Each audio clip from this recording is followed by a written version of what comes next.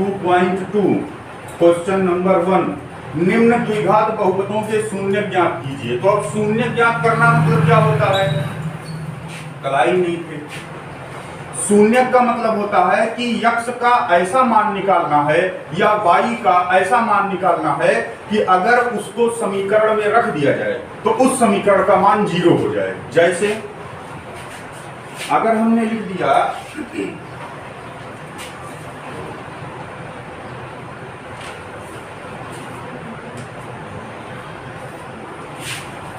2x² minus 8x plus 6, अब इसमें हमने रख दिया यक्ष का मान 1, मान लिया कि यक्ष का मान 1। अब यक्ष का मान 1 इसमें अगर हम रख दें और इस पूरे का मान 0 हो जाए, तब हम कहेंगे कि हाँ इस समीकरण का एक शून्यक 1 है।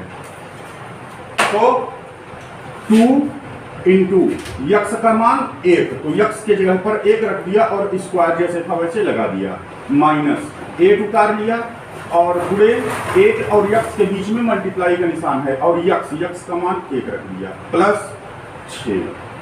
अब इसको हल करेंगे, 1 का स्क्वायर तो 1 ही हो गया, यानी 2 एकम 2 माइनस 8 एकम 8 प्लस 6। अब इसको हल करो, माइनस प्लस का मल्टीप्लाई माइनस यानी घट जाएगा, 8 में से 2 निकल गया 6 और 8 बड़ा है, इसके सामने माइनस है इसलिए यहां भी माइनस लग गया, प्लस 6 वैसे उतार लिया। अब -6 और +6 कट गया, बराबर कितना आ गया 0। तो हम कहेंगे कि इस समीकरण का एक शून्यक 1 है, यानी कि ऐसे ही जो मान रखने पर इस पूरे समीकरण का मान हल करने पर 0 आ जाए तो कहा जाएगा कि वह संख्या इस समीकरण की एक शून्यक है। शून्यक निकालने के लिए समीकरण का गुणनखंड करना पड़ता है। अब गुणनखंड करना पड़ता है तो गुणनखंड कैसे किया जाता है भाई, किसी को मालूम है? नहीं। अच्छा, और कोई आने वाला है? वो लोग गणितिया कैसे पढ़ेंगे? बैचवा तो करवा दिया सुबह, कुछ दिन आते नहीं है, गणितिया कैसे पढ़ेंगे? हमको क्या करना है?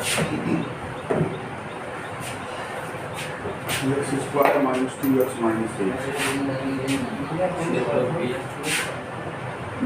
x² माइनस 2x माइनस 8, ये है प्रश्नावली 2.2 का पहला सवाल।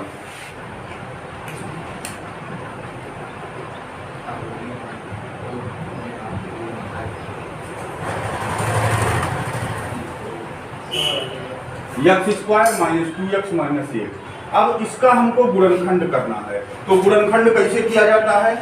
गुणनखंड करने का तरीका होता है, बहुत दिमाग लगा के समझना पड़ेगा, क्योंकि एग्जाम में ये प्रश्न जरूर आएगा, चाहे एक ही हुआ है चाहे 2 ही नंबर का है गुणनखंड वाला।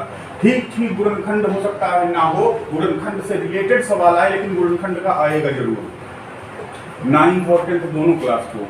तो अब हमको ये 3 पद दिए हुए हैं, 1 2 3, इसका हमको गुणनखंड करना है, यानी फैक्टर करना है। तो गुणनखंड करने के लिए हम क्या करते हैं, ये जो बीच वाला स्टेप है इसको 2 भाग में बांटते हैं और इसको 2 भाग में इस प्रकार से बांटेंगे कि जिसको जोड़ने या घटाने पर -2 मिल जाए और उसका गुणा करने पर प्रथम पद और अंतिम पद के गुणनफल के बराबर आ जाए, यानी कि इसी -2 को 2 भाग में बांटना है, जिसको जोड़ने या घटाने पर -2 मिल जाए और इन्हीं दोनों का गुणा करने पर पहले और अंतिम पद के गुणनफल के बराबर, यानी कि यहाँ पर 1 छुपा है, 1 8 8 और माइनस और प्लस का मल्टीप्लाई माइनस, यानी कि गुणा करने पर -8 चाहिए और जोड़ने या घटाने पर -2 चाहिए। तो अब हम संख्या लेते हैं, अगर हम 4 में से 2 को घटाते हैं तो 4 में से 2 को घटाते हैं तो -2 आएगा कि 2 आएगा? देखो 4 में से 2 निकल गया 2, लेकिन यहाँ पर 4 बड़ा है तो इसके सामने प्लस है, तो इसलिए यहां भी प्लस लगेगा, तब -2 नहीं आएगा। तब निशान बदल के देखो, अब देखो माइनस प्लस का मल्टीप्लाई माइनस यानी घट जाएगा, 4 में से 2 निकल गया 2, और 4 बड़ा है इसके सामने माइनस है इसलिए इसके सामने भी माइनस लग गया, यानी कि एक कैलकुलेशन हमारा हो गया जिसको घटाने पर -2 मिल रहा है। अब गुणा करने पर देखो -8 मिलेगा कि नहीं, तो माइनस और प्लस का मल्टीप्लाई माइनस और 4 गुना 8, यानी कि हमको गुणा करने पर -8 मिल रहा है और जोड़ने या घटाने पर -2 भी मिल रहा है, यानी कि ये कैलकुलेशन हमारा हो गया। इस -2 को 2 भाग में हमने बांट दिया। अब हमको क्या करना है, इसी के साथ यक्स लगा के और इसी के जगह पर इन दोनों को लिख देना है, -4x और +2x।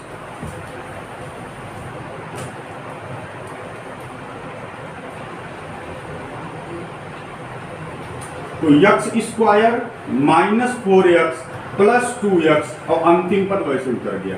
ये बीच वाले को 2 भाग में बांटना है, बाकी प्रथम पद और अंतिम पद वैसे ही उतर जाएंगे। अब इसके बाद इन दोनों में x हम कॉमन ले लेंगे, यानी 2-2 का ग्रुप बना लेंगे। इन दोनों में यहाँ भी x है यहाँ भी x है, तो x को हम लेंगे कॉमन। तो जब एक यक्स को बाहर निकाल लिया तो यहाँ पर 2 था, 2 में से 1 निकल गया तो खाली 1 को बचा, और -4 वैसे रह गया, और यहाँ पर 1 यक्स था तो वो पूरा निकल गया, इसलिए यक्स यहाँ नहीं बचा, कोष्ठक बंद। अब यहाँ भी 2 है और यहाँ भी 2 है कि नहीं है? कैसे है बताओ? हमको 2 यहाँ दिखाई पड़ रहा है, लेकिन यहाँ 2 कैसे है? कैसे छिपा है बताओ? कहाँ छिपा है? दिख तो नहीं रहा है। सभी से देखा है कि नहीं है? नहीं है। दिख ही नहीं रहा तो कहाँ से? हाँ, अब दिखाने के लिए क्या करेंगे कि 2 अगर इसमें है तो 2 का पहाड़ा पढ़ने के लिए 8 आना चाहिए। 2 का पहाड़ा पढ़ने अगर 8 आ गया तो समझ लो कि 2 उसमें है। तो 2 का पहाड़ा पढ़ने पर 8 आएगा कि नहीं आएगा? आएगा। तो इसका मतलब 8 है, सॉरी 2 है, यानी कि ये 2 गुणे 4 अगर कर दें तो अब 2 दिखा कि नहीं दिखा? दिख गया, यानी कि 8 में 2 है। तो इसलिए इसमें दोनों में से 2 है तो हम 2 बाहर निकाल लेंगे। तो इसमें से पूरा 2 निकल गया तो खाली x बचा माइनस, और 2 का पहाड़ा 4 बार पढ़ा, यानी कि इसमें से जब हम 2 निकाले तो क्या बचा? 4 बचा। 2 चौका 8। अब x -4 दोनों में है, तो अब x -4 को कॉमन ले लेंगे और बचेगा x +2। ठीक है। अब मानेंगे एक बार x -4 बराबर 0 और उसके बाद मानेंगे x +2 बराबर 0। अब यदि x -4 बराबर 0 तो -4 को उधर ले जाएंगे, +4 हो जाएगा, तो x बराबर 4, यानी कि x का एक मान कितना निकल गया? 4 निकल गया। अब x +2 बराबर 0 मानेंगे। यदि x +2 बराबर 0 तो +2 उधर जाएगा तो -2 हो जाएगा, तो x = -2, यानी कि ये दूसरा मान निकल गया कि x का मान -2। तो अब इस समीकरण के जो शून्यक होंगे, इसलिए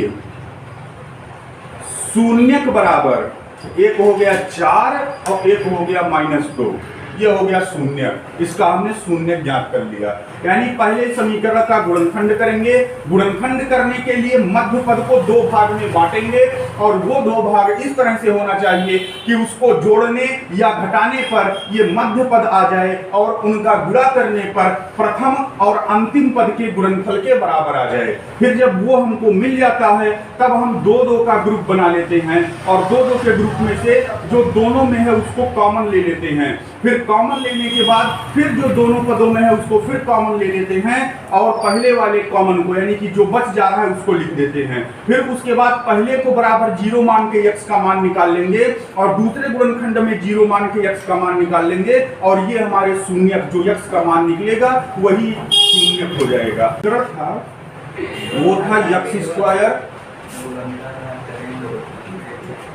-2x -8। शून्यक हमने लिख लिया।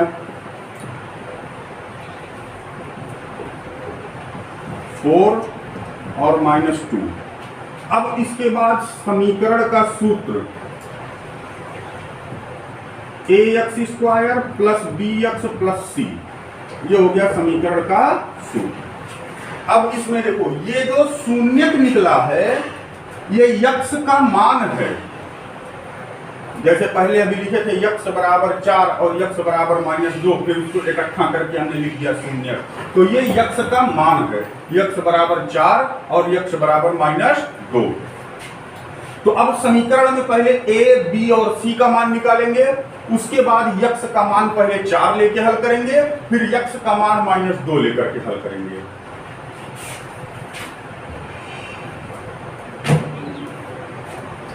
ये सवाल है वैसे छोटा, लेकिन इसको बड़ा हमको करना पड़ रहा है, कारण कि अब हम यही डायरेक्ट लिख देंगे लाइनिया तो तुम समझ नहीं पाओगे कि कहां से आ गया।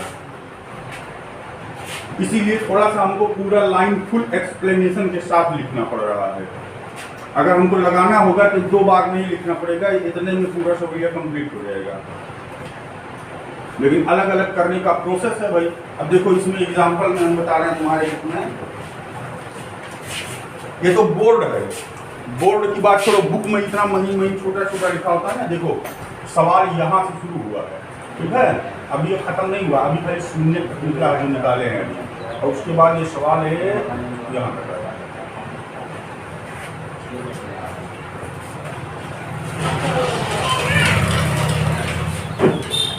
तो अब इसमें हमको समीकरण का लिए सूत्र मिल गया और शून्य मिल गया। अब इसमें हम देखेंगे ए का, बी का और सी का मान, इसीलिए पहले यही बताए थे। तो ए के जगह पर कितना है? 1 है। हमने कहा था अंक लेंगे, यक्स स्क्वायर तो यक्स स्क्वायर है, ये है।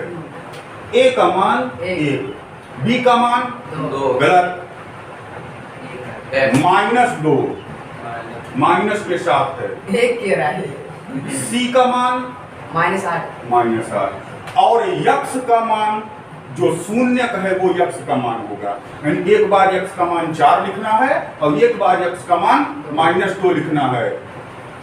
तो अब यहां पर लिखेंगे, चूंकि a बराबर 1, b बराबर -2, c बराबर -8, और अब यहां पर लिखेंगे यक्स बराबर 4 लेने पर, यानी पहले हम 4 लेके लगाएंगे। अब इन मानों को समीकरण में रख दो। मान ax² + bx + c में रखने पर, तो a की जगह पर 1 हो गया, गुणे यक्स की जगह पर 4 और स्क्वायर लगा था, स्क्वायर वैसे लग गया, प्लस b की जगह पर -2 और यक्स जैसे था यक्स वैसे रह गया, प्लस c का मान -8। सबका मान हमने रख दिया। अब इसको हल करेंगे, एक तो 1 का गुणा किसी भी संख्या में करेंगे वही रहेगा, और 4 का स्क्वायर यानी 4 चौके 16।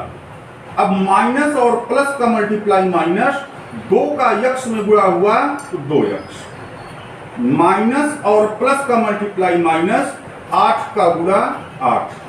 अब यहां पर देखो यक्स बचा हुआ है, यहां पर हमको यक्स का मान रखना चाहिए था लेकिन हम भूल गए। हमने b का तो मान रखा लेकिन यक्स का मान यक्स ही रहने दिया, नहीं रखा, इसलिए यक्स का मान यहां पर भी रखेंगे जैसे यहां पर रखें। तो यक्स का मान हमने क्या लिया था, यक्स बराबर 4 लेने पर, तो यक्स का मान 4 यहां भी हो गया। अब हल करेंगे तो 1 का तो वही हो गया, 4 चौके 16, माइनस प्लस का माइनस, 4 दूना 8, माइनस प्लस का माइनस और 8। अब देखो यहां पर 16 में से 8 गया, 8 और -8 वैसे उतर गया। अब +8 -8 कट गया, बराबर 0 आ गया।